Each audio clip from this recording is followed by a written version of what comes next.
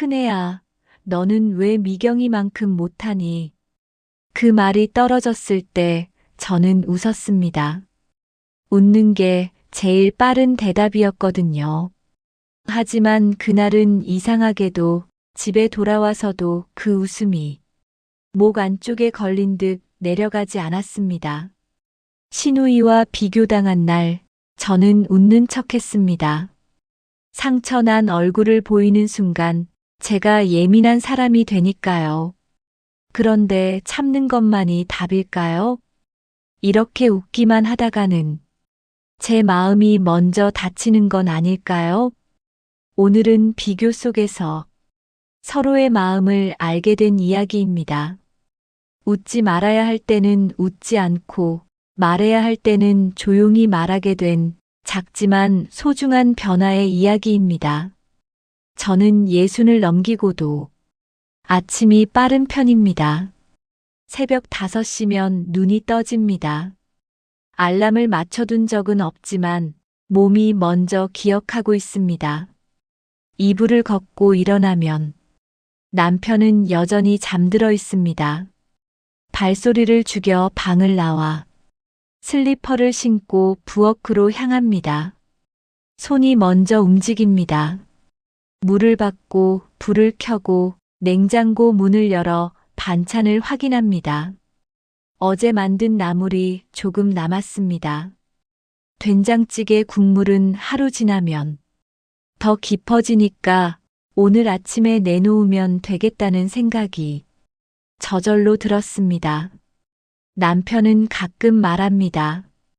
여보, 오늘은 좀 쉬어도 되잖아. 그럴 때마다 저는 웃으며 대답합니다. 괜찮아요. 그러고는 괜히 물을 한 번 더 끓이고 식탁을 한 번 더 닦습니다. 행주를 빨고 창문을 열어 바람을 들입니다. 가만히 있으면 제가 제 자리를 놓칠 것 같아서요. 일을 하고 있어야 이 집에서 제 몫을 하고 있다는 느낌이 듭니다. 그게 저를 안심시킵니다. 어머님은 연세가 많으셨습니다. 올해로 86이셨습니다.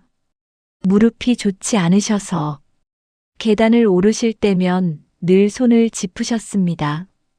관절이 시리다는 말씀을 하실 때마다 저는 이유를 묻지 않았습니다. 그저 따뜻한 차를 드리고 말없이 옆에 앉아 있었습니다. 그날도 반찬통을 챙기며 속으로만 생각했습니다. 오늘도 무사히 지나가면 좋겠다. 어머님 댁에 갈 때마다 마음 한쪽이 조금씩 무거워집니다. 뭐라 콕 집어 말할 수는 없지만 긴장이 됩니다. 잘못 놓인 숟가락 하나, 조금 늦게 나온 반찬 하나에도 말씀이 떨어질 수 있으니까요. 그래서 저는 늘 한 번 더 확인하고 한 번 더 준비합니다. 그게 제가 편하게 지내는 방법이었습니다. 가족이 모인 날이었습니다. 일요일 오후였습니다. 남편과 함께 어머님 댁에 도착했을 때 시누이는 이미 와 있었습니다. 현관문을 열자 어머님이 반갑게 맞아주셨습니다. 왔니, 큰애야. 저는 준비해온 반찬통을 건네며 인사를 드렸습니다. 거실 테이블에는 시누이가 사온 듯한 예쁜 포장의 떡 상자가 놓여 있었습니다. 과일도 정갈하게 담겨 있었습니다. 밥상을 차리는 동안 어머님은 시누이와 이야기를 나누셨습니다. 저는 부엌을 오가며 국그릇을 놓고 수저를 챙겼습니다. 익숙한 자리, 익숙한 움직임이었습니다. 밥상이 차려지고 어머님이 숟가락을 드셨습니다. 한 숟가락, 두 숟가락. 저는 어머님 표정을 살폈습니다. 큰애야, 너는 늘 똑같구나. 그 말이 떨어졌을 때 저는 잠깐 멈칫했지만 곧 웃으며 대답했습니다. 어머님, 지난번에 좋아하셔서요. 어머님 시선이 천천히 신우이 쪽으로 옮겨갔습니다. 미경이는 참 센스가 있어. 매번 다른 걸 사오더라고. 신우이는 조금 당황한 듯 저를 힐끗 보았습니다. 저는 괜찮다는 듯 고개를 끄덕였습니다. 말씀이 거기서 끝났다면 저도 넘겼을 겁니다. 하지만 곧 이어진 말이 식탁 위 공기를 무겁게 만들었습니다. 너는 왜 그 하나를 못 따라하니? 숟가락이 무거워졌습니다. 손에 쥔 새부치가 갑자기 천근만근처럼 느껴졌습니다. 목구멍이 메었습니다. 그래도 저는 숟가락을 들었습니다. 밥을 한 숟가락 떠서 입에 넣었습니다. 씹히지 않았지만 삼켰습니다. 이 자리에서는 상처난 얼굴을 보이는 순간 제가 예민한 사람이 됩니다. 큰 며느리가 또 삐졌네라는 말을 듣게 됩니다. 그러니까 저는 웃어야 합니다. 아무렇지 않은 척해야 합니다. 신우이가 조심스럽게 말했습니다. 엄마, 그런 말 하지 마. 어머님은 신우이 쪽을 보지도 않으셨습니다. 뭐가 어때서? 사실을 말하는 건데. 저는 물을 한 모금 마셨습니다. 물이 목을 타고 내려가는 게 느껴졌습니다. 그날 식사 시간이 참 길게 느껴졌습니다. 어머님 댁을 나와 차에 올랐습니다. 안전벨트를 매는 동안 남편은 시동을 걸었습니다. 차 안은 조용했습니다. 라디오도 켜지 않았습니다. 창밖으로 저녁 거리가 천천히 지나갔습니다. 한참을 그렇게 가다가 남편이 먼저 말했습니다. 여보, 엄마 말이 원래 좀 그래. 저는 창밖을 보다가 천천히 고개를 돌렸습니다. 당신은 그 말이 안 아파? 남편은 대답 대신 운전대만 고쳐 잡았습니다. 신호등이 빨간불로 바뀌었습니다. 차가 멈췄지만 남편은 여전히 앞만 보고 있었습니다. 그 침묵이 저를 더 서운하게 만들었습니다. 아파도 아프다고 말할 수 없는 이 공기가 저를 혼자 남겨두는 것 같았습니다. 당신은 괜찮아? 제가 다시 물었습니다. 남편은 잠깐 망설이다 작게 말했습니다. 미안해. 그냥 엄마가 나이 드셔서 그래. 저는 더 이상 말하지 않았습니다. 집까지 남은 20분이 참 멀게 느껴졌습니다. 집에 도착해 짐을 풀고 씻고 잠옷으로 갈아입었습니다. 남편은 거실에서 텔레비전을 켰습니다. 저는 부엌으로 가서 물을 한 잔 마셨습니다. 그날 밤 핸드폰이 울렸습니다. 시계를 보니 9시가 넘어 있었습니다. 화면에 어머님이라는 이름이 떴습니다. 전화를 받았습니다. 큰애야, 내일 좀 들러라. 저는 숨을 한번 고르고 말했습니다. 어머님, 내일은 병원 예약이 있어서요. 잠깐의 정적이 흘렀습니다. 수화기 너머로 어머님이 작게 숨쉬는 소리가 들렸습니다. 핑계는 미경이는 바빠도 다 하던데. 그 한 문장이 하루를 다 잡아당겼습니다. 오늘 식탁에서 느꼈던 무게가 다시 가슴을 눌렀습니다. 네, 어머님. 그럼 모레 들를게요. 저는 그렇게 말하고 전화를 끊었습니다. 핸드폰을 내려놓고 한참을 그대로 앉아 있었습니다. 부엌 창문 너머로 밤 공기가 차갑게 들어왔습니다. 그날 밤 이불을 덮어도 가슴속이 답답했습니다. 잠이 오지 않았습니다. 눈을 감으면 오늘 있었던 일들이 다시 떠올랐습니다. 너는 왜 그 하나를 못 따라하니? 핑계는 미경이는 바빠도 다 하던데. 어머님의 목소리가 귓가에 맴돌았습니다. 베개를 뒤척이며 생각했습니다. 제가 예민한 걸까? 너무 작은 일에 상처받는 걸까? 남편은 옆에서 편안하게 잠들어 있었습니다.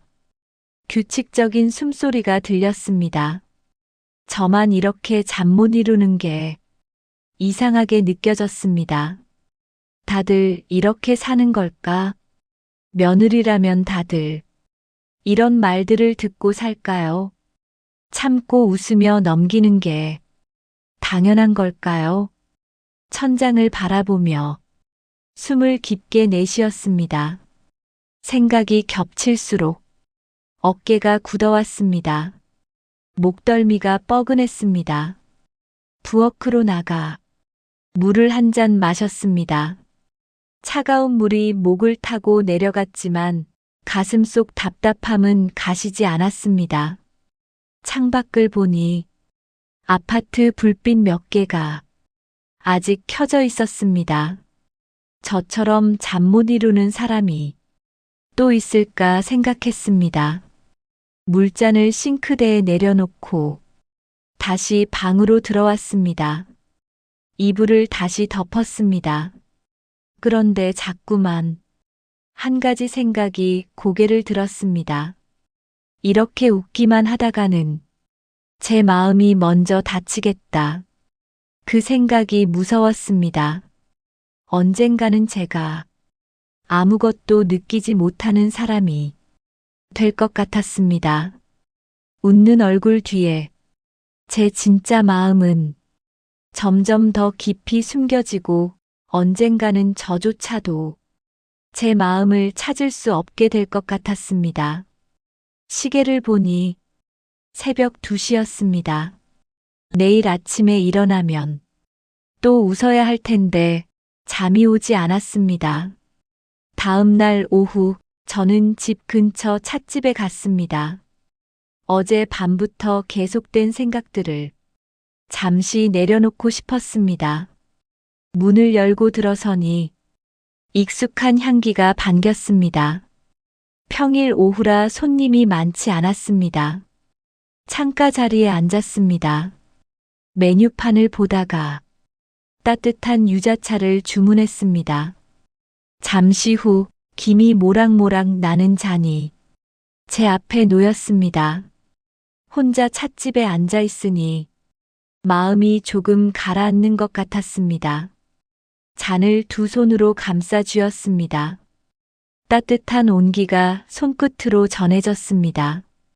손끝이 조금 풀렸습니다. 창밖을 보았습니다.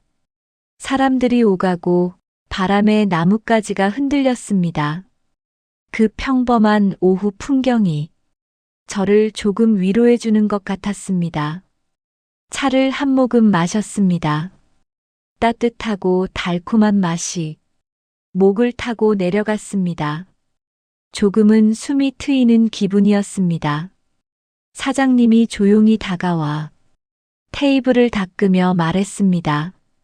지연 씨, 오늘은 얼굴이 좀 무거워 보여요. 저는 사장님을 보았습니다. 50대 중반쯤 되어 보이는 늘 부드러운 미소를 짓는 분이었습니다. 이 찻집을 10년 넘게 운영하셨다고 들었습니다. 저는 대답 대신 그저 숨을 길게 내쉬었습니다. 말로 설명하기엔 제 마음이 너무 복잡했습니다. 사장님은 더 묻지 않으셨습니다. 그저 조용히 고개를 끄덕이시고는 천천히 카운터로 돌아가셨습니다. 그 배려가 고마웠습니다. 때로는 말하지 않아도 알아주는 침묵이 필요할 때가 있습니다. 다시 차를 마시며 창밖을 바라보고 있었습니다. 그때 핸드폰이 울렸습니다. 화면을 보니 신우이였습니다. 순간 가슴이 조금 먹먹해졌습니다. 어제 일이 떠올랐습니다. 전화를 받았습니다. 여보세요. 언니. 신우이의 목소리가 들렸습니다. 평소보다 조금 낮고 조심스러운 목소리였습니다. 언니, 잠깐만 볼 수 있어요? 지금 시간 괜찮으세요? 저는 잠시 망설였습니다. 무슨 이야기를 하려는 걸까? 어제 일 때문일까? 괜찮아. 어디서 볼까? 언니 집 근처 어디 괜찮은 데 있어요? 제가 갈게요. 저는 지금 앉아 있는 찻집 이름을 말했습니다. 그럼 30분 후에 거기서 봐요. 신우이가 말했습니다. 전화를 끊고 저는 잠시 핸드폰을 내려다보았습니다. 가슴이 두근거렸습니다. 무슨 이야기를 나누게 될까? 조금은 두렵기도 했습니다. 차를 다시 한 모금 마셨습니다. 그리고 창밖을 보며 신우이를 기다렸습니다. 30분쯤 지나 신우이가 찻집 문을 열고 들어왔습니다. 저는 손을 들어 자리를 알렸습니다. 신우이는 제 맞은편에 앉았습니다. 언니 기다렸죠? 아니, 괜찮아. 뭐 마실래? 신우이는 메뉴판을 보다가 아메리카노를 주문했습니다. 잠시 후 커피가 나왔고 우리는 마주 앉아 있었습니다. 신우이는 커피 잔을 만지작거렸습니다. 말을 꺼내려다 멈추기를 몇 번. 저는 기다렸습니다. 한참을 그렇게 있다가 신우이는 천천히 입을 열었습니다. 언니. 신우이는 한참을 망설이다 조심스럽게 말했습니다. 언니, 엄마 앞에서 제가 잘난 척한 것 같죠? 그 말을 듣는 순간 저는 조금 놀랐습니다. 예상하지 못한 말이었습니다. 저는 천천히 고개를 저었습니다. 아가씨가 뭘 잘못했어요. 그냥 어머님이 그러시는 거지. 신우이는 커피 잔을 내려놓고 손을 깍지 꼈습니다. 시선이 테이블 위에 머물렀습니다. 아니에요, 언니. 저도 알아요. 엄마가 저를 칭찬할 때마다 언니 표정이 어떻게 변하는지 저는 아무 말도 할 수 없었습니다. 제가 숨기려 했던 그 표정을 신우이가 알고 있었다는 게 부끄럽기도 하고 미안하기도 했습니다. 신우이가 낮게 말했습니다. 엄마가 저를 칭찬할수록 누군가는 내려앉는 것 같아서요. 그게 언니라는 걸 알면서도 저는 그냥 듣고만 있었어요. 신우이 목소리가 떨렸습니다. 어제도 그랬어요. 엄마가 저를 칭찬하실 때 언니가 숟가락 드는 손이 멈춘 거 저는 봤어요. 그런데 저는 아무 말도 못했어요. 저는 신우이를 바라보았습니다. 신우이 눈가가 조금 붉어져 있었습니다. 제가 뭐라고 하면 엄마는 내가 왜 나서냐고 하실 거고 그러면 오히려 언니만 더 힘들어질 것 같았어요. 저는 천천히 숨을 내쉬었습니다. 아가씨, 언니 미안해요. 제가 용기가 없어서 제가 엄마한테 제대로 말하지 못해서 언니가 계속 그런 말을 듣게 된 것 같아요. 그 말이 변명이 아니라는 건 저도 알 수 있었습니다. 신우이 목소리에 담긴 진심이 느껴졌습니다. 저는 한참을 말없이 앉아 있다가 조용히 말했습니다. 아가씨도 힘들었겠네요. 신우이가 고개를 들었습니다. 언니, 아가씨가 칭찬받는 게 잘못은 아니잖아요. 그건 어머님이 하시는 말씀이고 아가씨 잘못이 아니에요. 신우이는 눈물을 참으며 말했습니다. 그래도 제가 거기 있었으니까요. 엄마가 저를 칭찬하는 자리에 제가 있었으니까요. 저는 신우이의 손을 가만히 잡았습니다. 따뜻했습니다. 우리 둘 다 힘들었던 거예요. 제가 말했습니다. 신우이가 작게 고개를 끄덕였습니다. 그 순간 저는 깨달았습니다. 비교 속에서는 칭찬받는 사람도 상처받는 사람도 결국 둘 다 힘들다는 걸. 신우이와 헤어지고 집으로 돌아오는 길 저는 처음으로 생각했습니다. 이번엔 말해야겠다. 마음속에서 작지만 단단한 결심이 자리를 잡았습니다. 다음 날 오전 저는 어머님 댁에 전화를 드렸습니다. 어머님, 오늘 오후에 잠깐 뵙고 싶은데 괜찮으세요? 어머님은 조금 의아해하시는 목소리로 대답하셨습니다. 그래, 오너라. 전화를 끊고 저는 잠시 심호흡을 했습니다. 가슴이 두근거렸습니다. 떨리기도 했지만 이제는 말해야 한다는 생각이 더 컸습니다. 오후 2시쯤 어머님 댁에 도착했습니다. 초인종을 누르고 문이 열리기를 기다리는 동안 저는 손을 꼭 쥐었습니다.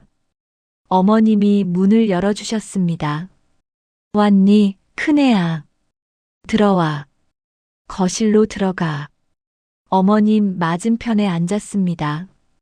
어머님은 차를 내오셨습니다. 무슨 일이냐? 갑자기. 저는 찻잔을 받아들고 한 모금 마셨습니다. 따뜻한 차가 목을 타고 내려갔지만 여전히 긴장이 풀리지 않았습니다. 잠시 침묵이 흘렀습니다. 저는 찻잔을 내려놓고 어머님을 바라보았습니다. 이번에는 말을 먼저 꺼냈습니다. 어머님, 저는 천천히 준비해온 말을 꺼냈습니다. 어머님, 비교하는 말씀을 들을 때마다 제가 많이 힘들었어요. 어머님은 찻잔을 든 채 저를 바라보셨습니다. 표정이 굳어졌습니다. 저는 계속 말했습니다. 미경이와 저를 비교하시는 말씀, 그런 말씀 들을 때마다 제 마음이 많이 아팠어요. 어머님은 한참 말이 없으셨습니다. 찻잔을 테이블에 내려놓으시는 소리가 들렸습니다. 내가 그렇게 말했냐? 어머님 목소리는 조금 당황한 듯 했지만 동시에 방어적이기도 했습니다. 저는 고개를 끄덕였습니다. 네, 어머님. 지난번에도 그러셨고 그 전에도 여러 번 그러셨어요. 어머님은 시선을 창밖으로 돌리셨습니다. 한참 동안 아무 말씀도 없으셨습니다. 저는 기다렸습니다. 어머님이 뭐라고 말씀하실지, 사과를 하실지, 아니면 화를 내실지. 하지만 어머님은 그저 침묵하고 계셨습니다. 완전한 사과는 아니었습니다. 어머님이 미안하다고 말씀하시지는 않으셨습니다. 하지만 저는 이제 선을 그었습니다. 어머님, 제가 다시 말했습니다. 앞으로 힘들면 그냥 말씀드릴게요. 참지 않고요. 어머님은 천천히 고개를 돌려 저를 보셨습니다. 한참을 그렇게 서로를 바라보다가 어머님은 작게 고개를 끄덕이셨습니다. 그게 전부였습니다. 드라마틱한 화해도 눈물 어린 포옹도 없었습니다.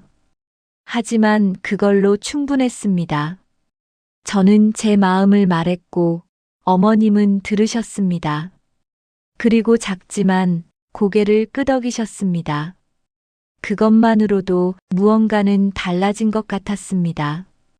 어머님 댁을 나서며 저는 조금 가벼워진 마음으로 집으로 향했습니다. 집으로 돌아오는 길 저는 라디오를 켜지 않았습니다. 평소라면 습관처럼 켰을 텐데 그날은 그냥 조용히 운전했습니다. 창밖으로 저녁 햇살이 들어왔습니다. 신호등에서 차가 멈출 때마다 저는 그 빛을 가만히 바라보았습니다. 마음이 차분했습니다. 완벽하게 해결된 건 아니었지만 적어도 제 마음을 말했다는 것, 그게 저를 조금 가볍게 만들었습니다. 집에 도착해 현관문을 열고 들어섰습니다. 남편이 거실에서 다녀왔어? 하고 물었습니다. 응, 다녀왔어. 저는 가방을 내려놓으며 대답했습니다. 어머님 댁 다녀왔어? 남편이 물었습니다. 응. 저는 짧게 대답하고 부엌으로 갔습니다. 남편은 더 묻지 않았습니다. 저도 길게 설명하지 않았습니다. 어떤 이야기는 굳이 말로 하지 않아도 되니까요. 그날 저녁 밥을 하면서 문득 깨달았습니다. 저는 이제 웃지 말아야 할 때는 웃지 않습니다. 예전처럼 아픈 말을 듣고도 얼굴에 웃음을 억지로 띄우지 않습니다. 말해야 할 때는 조용히 말합니다. 크게 목소리를 높이지 않아도 제 마음을 전할 수 있다는 걸 이제 알았습니다. 며칠이 지났습니다. 일상은 그대로였습니다. 여전히 아침에 일어나 부엌으로 가고 밥을 하고 설거지를 했습니다. 어머님께도 여전히 반찬을 만들어 드렸습니다. 전화도 받았습니다. 하지만 뭔가 달라졌습니다. 겉으로 보기엔 똑같은 일상이었지만 제 마음의 자리는 조금 옮겨졌습니다. 어느 날 어머님 댁에 갔을 때였습니다. 식탁에 앉아 이야기를 나누는데 어머님이 말씀하셨습니다.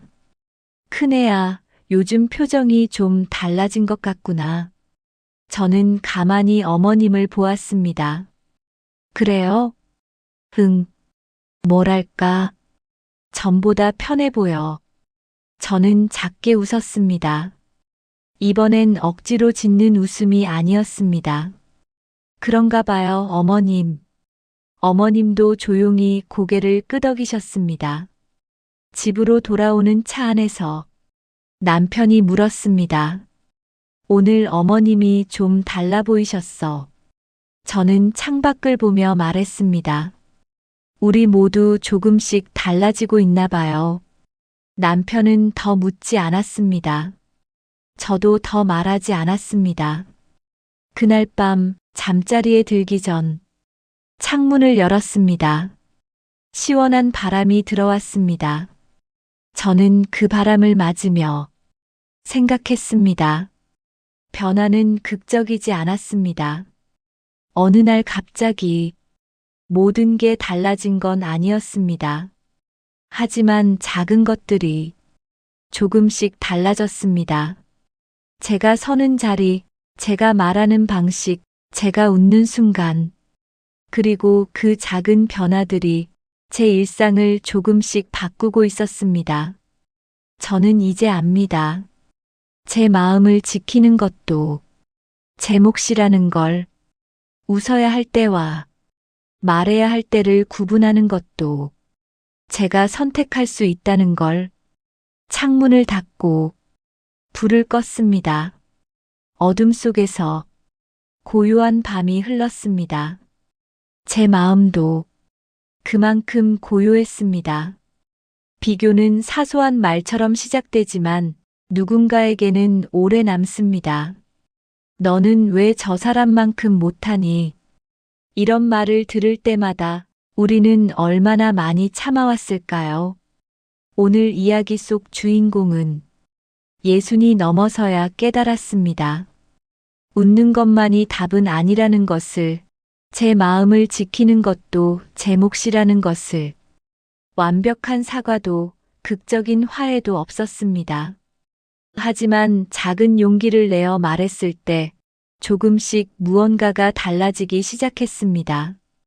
여러분도 혹시 참아야 한다고 생각하며 살고 계신가요? 웃어야 할 때와 말해야 할 때 그 경계를 잃어버리진 않으셨나요?